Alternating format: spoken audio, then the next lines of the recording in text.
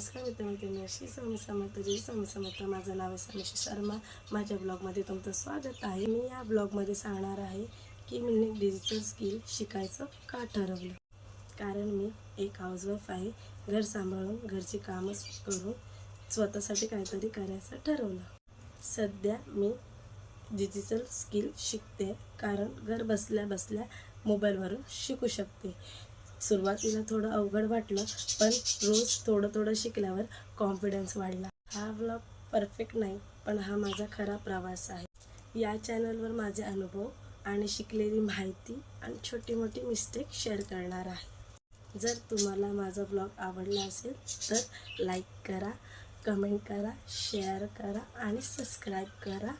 आणि पुढच्या व्लॉगमध्ये नक्की भेटू. बाय. Thank you for watching.